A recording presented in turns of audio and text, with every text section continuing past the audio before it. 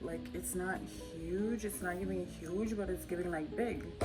Hi, my name is Praise, yes, like the Lord, and I'm coming to you in point 5 because I feel creative and inspired to do that. I'm so happy that you're here.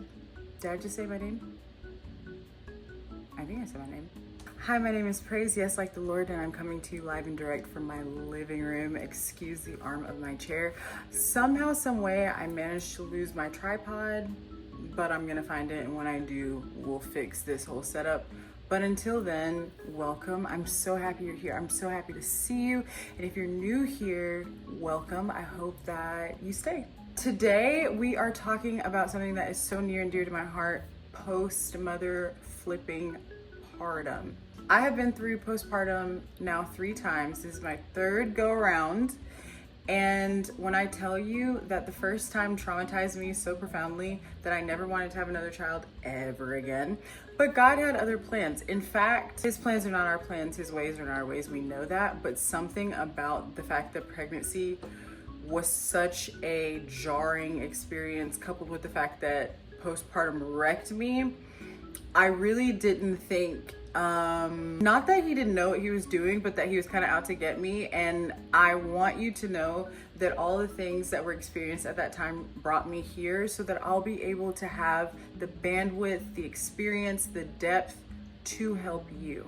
This is how you get through postpartum like a hot girl. Buckle up, get your little drink, get your snack, because this is going to be an in-depth one.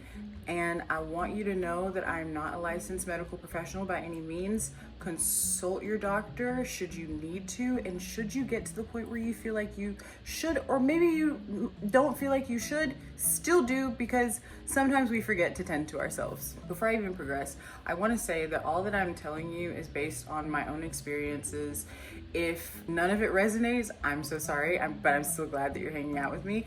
If some of it resonates, then even better, because I want to make sure that as many people as possible don't have to go through the depths that I went through. I'll give you a little background. When I had my son in 2023, I can't say that I had no ability to comprehend the immersive experience that motherhood would be. First and foremost, I never dreamed of being a mom. I'm not one of those girls who as a child was like, I cannot wait to be a mother. Like, I can't wait to be a mom and have little children and I just love kids. Like, that's never been me. I've always thought of myself as a cool aunt. And so when I had my baby, I loved my baby profoundly, but I had no idea who I was, how to function, what to do, any of those things. Those first 2 weeks especially were so jarring to the system, because it is hard going from 1 to 2 kids or 2 to 3 kids, but I don't think that anything compares to going from 0 kids to 1 kid after you haven't had any sort of measuring point for what that looks like. Those first 2 weeks for me were stunning. And not in a good way. They stunned me. I remember waking up one night in the middle of the night. My son was not a bad sleeper, but he would wake up every 2 hours on the nose. And for me, when I fall asleep, I want to stay there. And every 2 hours was just one of those things that, you have to adapt to with a newborn, but I didn't really comprehend what that would mean for me and for my health and for my mental health. So there was one night when he woke up in the middle of the night and he threw up all over my arm, and I had to go clean up and feed him and change him and put him back. And as I was feeding him, I literally sat there weeping. I was weeping and crying and thinking to myself, Lord, why did you do this to me? I didn't do anything. There's so many people asking for children.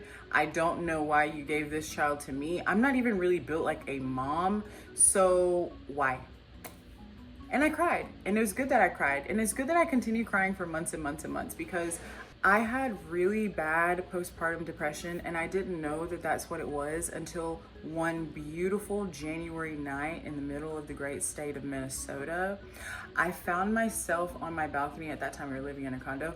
I found myself on my balcony in January in Minnesota, smoking a cigarette and drinking wine. It was 1 a.m. And I thought to myself, I think something might be wrong. Mind you, this was 5 months into having my son. So I thought that by then, maybe I would have gotten my footing a little bit, but no, turns out there's actually a system to get your footing and a process to making sure that you're taking care of yourself, which I'm here to help you navigate. Those first 2 weeks are really where you realize what sort of personality your baby has, their temperament, whether or not they're a good sleeper. You're so focused on your baby in those first 2 weeks, as you should be, that it can be really difficult to find time to take care of yourself. Your baby is completely and solely reliant on you, and yes, that sweetness, the tenderness of just getting to nurse your newborn or have them on your chest or just looking at them while they sleep can be so beautiful. However, let's take into consideration our mind, our body, and our environment. Those first 2 weeks are critical because you're still vulnerable and you need so much support. So many women don't have a whole lot of support around them, and if you do, you are blessed, and if you don't, hang in there with me. I promise we'll get through this together. In those first 2 weeks, there are a couple things that I think should be stabilized for you specifically. Number one, whatever sleeping pattern your baby has, however colicky your baby is, you need to make time to take care of yourself, okay? What does that look like? That means no matter what, go and take a shower. If that's a 2-minute shower, if that's a 40-minute shower, you have to make a promise to yourself that not only are you going to continue taking care of yourself in some capacity, let that first step towards that in those first 2 weeks be, I'm taking a shower, I'm cleaning myself. Why? Because when you take an opportunity to take care of yourself, to clean yourself up, it clears your mind. Not to mention, in those first 2 weeks, at least for me, you kind of stink. Why? Because your body's going through all sorts of hormonal changes. You're producing milk, you're sweating a lot, you're bleeding, okay? Which means you don't smell that great. Now, one of my struggles was I didn't smell that great, and I would shower, and then I would get out of the shower and sweat again and still not smell that great and smell like milky and BO-ish, right? Even if I did all the things. I recommend that you take a supplement called It Just Works, because it really does. It Just Works is like a blend of chlorophyll and peppermint and some other things that will help internally deodorize your body. During postpartum, I think I took like 2 or 3 a day. I think you can take up to 4 a day. I took like 2 or 3 a day because I was just so stinky and I don't like that. And it really did clear up that smell for me, which made it more comfortable for me to breastfeed, move around about my house, tend to myself a little bit more because I wasn't smelling myself constantly. You know that scene in 12 Years a Slave where she's like, I smell so bad, I made myself gag? That's kind of how I felt. The second time around when I started using It Just Works, it really did work and it really did take care of that for me. And it made me feel like I was taking better care of myself. Coming off of the heels of It Just Works, I think that it's so beneficial for you as a new mother to not only have your little caddy for the baby and maybe a couple of things for yourself in reference to the baby, but I do think that it's so nice to have a caddy or a bedside something full of stuff that makes you feel good. Maybe eye masks or a good hand lotion or a little bag of tea so that you can bring your cup in at night and you can have your tea. Something that will just make you feel comfortable and happy and girly pop. Have that next to your bed every single night. And if you need to restock and reload, remember that for yourself every single night, because when you're nursing your baby, let's say at night, nursing your baby falls asleep, you lay your baby down. Who knows if you have a colicky baby or not? You get to find out, right? Or you know now. You lay your baby down. If your baby starts crying or has some sort of thing that needs to be tended to, or you're just completely exhausted and depleted from the day, the sweetest thing that you can do is look over to your nightstand and see that there's a little eye mask. And you take out the eye mask and you open it. Oh, snail mucin. And you tuck it under your eyes and you dab, dab, dab, dab, dab, dab, dab. And you sit and you drink your tea. And after you drink your tea, you get your lotion, you rub your lotion on, and you lay down for maybe 30 minutes. You will thank me for that. I just now started implementing the stuff basket next to my bed this postpartum, and when I tell you, it's been a complete game changer for me, because everything that I need for me is right there, and everything that I need for the baby is right there too. But you can't really comprehend how important it is to take care of yourself until you're in survival mode and you recognize that you're not taking care of yourself. With your mind, it can be really jarring to go through all of the changes that you're going through, both physically and environmentally. However, in order to balance that out amidst the great hormonal shift that comes after having your baby, you have to take an opportunity, maybe 2 minutes, maybe 5 minutes, maybe 10 minutes every single day, just to sit in silence and breathe. There can oftentimes be intrusive thoughts or anxieties or just general struggles that you go through mentally with having your baby. But if you take an opportunity to just sit, rest your mind, rest your body, breathe. For me, how I like to do this is through meditation. I love meditating. I love sitting in silence, whether it be for 30 seconds or a minute, and just letting the thoughts that are in my head pass me by. Meditating doesn't necessarily mean that you are silent in the mind or bring your mind to silence. Meditation to me looks like focusing on two things. Focusing on whatever it is that God has told me to meditate on. Oftentimes it's just his goodness or his joy or his name. Like, there are a number of different things. Usually I'll just pray and ask, Lord, what do you want me to meditate about? And he'll give me a reference point, and I'll sit through that. And while I'm sitting through that, let's just say it's his name, Yahweh, right? While I'm breathing Yahweh in and out, I watch the thoughts that I'm having. And as I'm watching the thoughts that I'm having, I'm able to recognize, oh, this thought seems to be consistent in my mind. Maybe it's for you, something having to do with your baby not being safe or some sort of anxiety that you're having. If you're able to watch that thought is coming in and out of your mind, you can then recognize, oh, I can do something about this. Okay, maybe the thought is, leave her alone. There are deer at our house right now. And there are two really big bucks with beautiful antlers. And there's a female who's just trying to eat her lunch. And one of the bucks keeps trying to get at her. She's not interested, sir. Like, can you please leave her alone? I get that you have antlers, but let her eat her lunch in peace. Anyway, watching your thoughts pass you by lets you sift through them and lets you see, okay, these thoughts are beneficial to me, these thoughts are not. And then you can kind of reference that back to the Lord and saying, okay, God, I keep having these thoughts about X, Y, and Z. Can you help me figure out how to shift my mindset or create a new frame of mind? And I promise you, whether it be through inspiration or word, you will receive an answer in how to do that. That's my hippie woo-woo for the day. Although it's not really hippie or woo, it's the fact. In your environment, it's so easy during those first couple of weeks to let your place get dirty or disgusting, and sometimes that's okay. Not the disgusting part, because you don't want to live in squalor, but sometimes it's okay to have a dish in the sink. Sometimes it's okay to let the laundry pile up. If you could take a look in my living room on the other side, the laundry has piled up. It's clean, but it just needs to be folded. But like, yeah, sometimes you're gonna have that. However, you have to make a conscious effort during your postpartum time to create a space and environment that feels like you can breathe. So often it can feel like there's so many things happening at one time. There's so many things for you to take care of. There's so many things for you to do. How can you handle it all at one time? And you can't. Is the thing. You need help in order to do that. However, from an environmental standpoint, if you can take the initiative to do just 2 things to make your space feel a little bit more clear every day, that will help your mind so much. An example would be make your bed in the morning.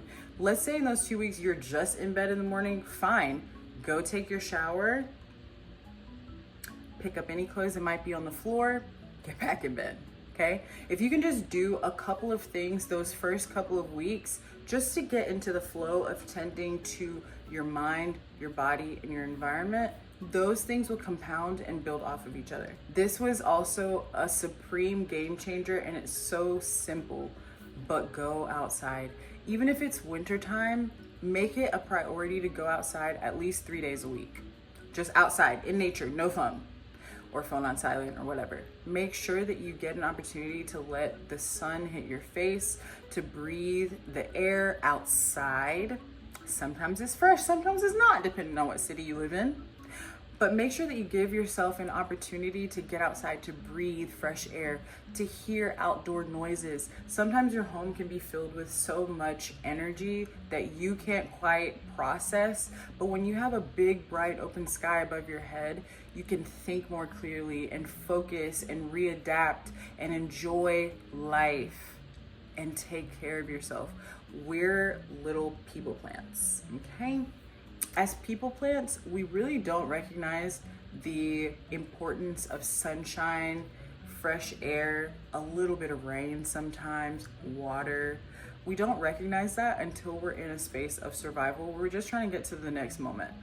And I feel like postpartum is one of those times. So getting outside, especially during my second pregnancy, even during my first pregnancy, getting outside cleared me so much, and it made me feel so much better, even when I was in the throes of postpartum depression. Even if it's winter, bundle up, get outside. It will impact your mental health for the better.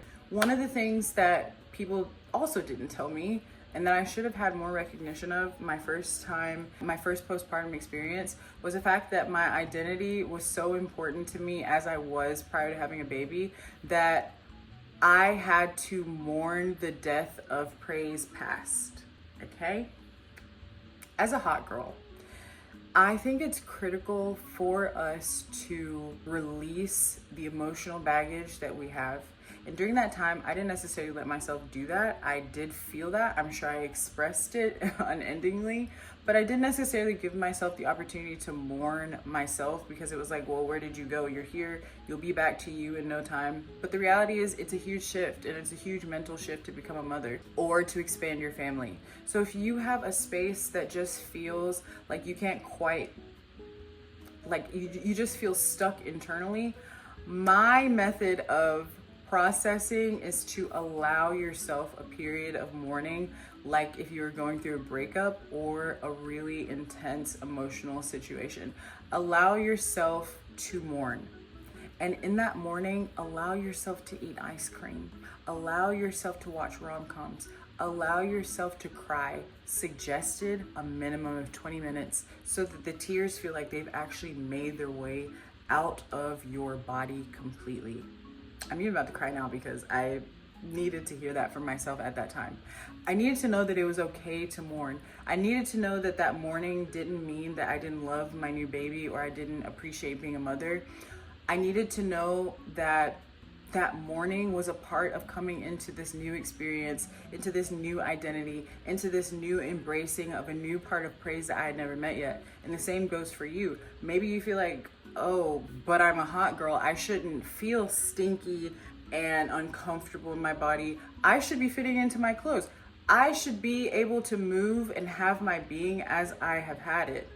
Okay, perhaps you can also put into context, well, I'm a mom now. These are all the things that are required of me. But in mourning the entire process of becoming that, by mourning it, you're saying to yourself, I appreciate who I was and I'm honoring who I was.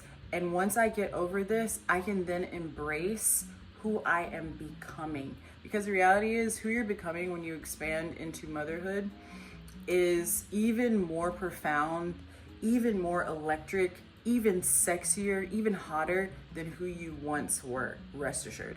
I didn't necessarily believe that. I thought that being a mom meant I needed to like dissolve my femininity. I don't know how to really describe it. It's like, yes, being a mother is a feminine experience, right? But it felt like I needed to shrink myself in order to make everyone else happy. And by everyone else, I meant like my baby, my husband, my family, right? Like I needed to shrink who I once was, who is a girl about town. I like to be out and about. I like to do, I like to be, I like to see.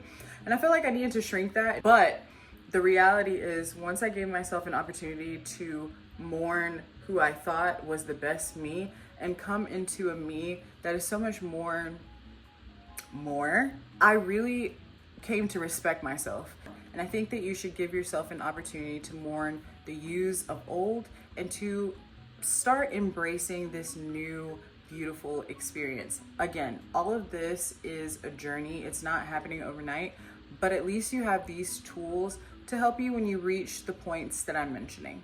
You know we were gonna come here. Like, yes, I'm busy, but Lord, I'm gonna give you 10 minutes of the time that you've given me. I'm gonna give you the best of my time. For me, it's nap time, because I feel like nap time is the best time during the day that I have. So I give the best time to God, which is nap time. And usually it's not for the whole nap, but I have realized that when I set that time apart and I'm like, Lord, this is the time for you, the kids sleep a lot longer.